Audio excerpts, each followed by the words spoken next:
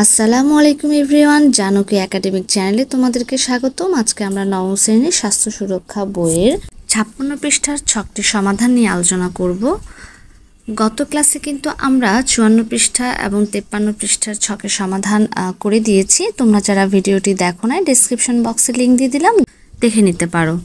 আমরা এখন এই বিষয়টি নিয়ে আলোচনা করব, ঝুঁকিপূর্ণ আচরণ থেকে সুরক্ষা পেতে আমার কাজ কি।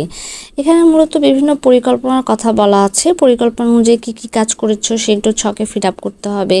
এরপরে বলা আছে কাজগুলো করতে গিয়ে কোনো তোমাদের কেমন লেগেছে, হ্যাঁ, এবং এগুলো সুস্বাস্থ্য চর্চায় তোমাদের কতটুকু সাহায্য করেছে সেগুলো লিখতে হবে। কাজগুলো করতে কোনো সমস্যা হয়েছে কি, যদি হয়ে থাকো তাহলে কীভাবে মোকাবেলা করেছো, এই ধরনের কিছু কোশ্চেন দেওয়া আছে, সমাধান করতে হবে। তো আমি চেষ্টা করছি তোমাদেরকে বইয়ে সমাধান করে দেওয়ার জন্য, কারণ তোমাদের ছকগুলো খুবই ছোট, কম্পোজ আকারে লিখলে যেটা হয় যে তোমরা ছকে ঠিকমতো তখন পূরণ করতে পারো না। তাই আমি সরাসরি বইয়ের ছকগুলো তোমাদের পূরণ করে দেখাচ্ছি। ঝুঁকিপূর্ণ আচরণ থেকে রক্ষা পেতে আমার কাজ।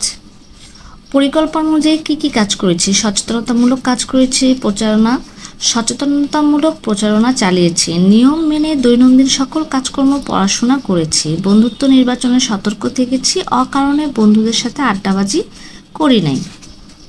কাজগুলো করতে গিয়ে কেমন লেগেছে? ভালো লেগেছে এবং সুস্বাস্থ্য চর্চায় আমাদেরকে ঝুঁকিপূর্ণ আচরণ থেকে রক্ষা করেছে। এই ক্ষেত্রেও ভালো লেগেছে, কারণ এটি আমাদের শরীরকে সুস্থ থাকতে সাহায্য করেছে। ভালো লেগেছে কারণ এর ফলে মানসিক যে ইতিবাচক প্রভাব পড়ে সেটা সাহায্য করেছে। অকারণে বন্ধুদের সাথে আড্ডাবাজি করি না, এখানেও ভালো লেগেছে, এর ফলে অপ্রত্যাশিত ঘটনা থেকে রক্ষা পেয়েছি।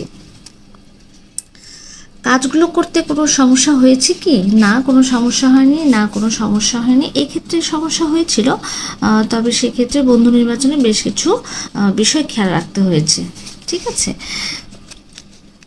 কোনো সহযোগিতার প্রয়োজন আছে কি? থাকলে কী ধরনের? প্রথম ক্ষেত্রে অবশ্যই সহযোগিতার প্রয়োজন আছে, পরিচালনা চালাতে গিয়ে শিক্ষক, সহপাঠী, প্রতিবেশী সাহায্যের প্রয়োজন আছে। দ্বিতীয় ক্ষেত্রে প্রয়োজন নেই।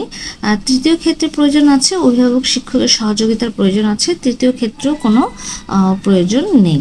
তো এভাবে ছোট ছোট করে লিখে তোমরা ছকটা পূরণ করতে পারো। আজকে এ পর্যন্তই।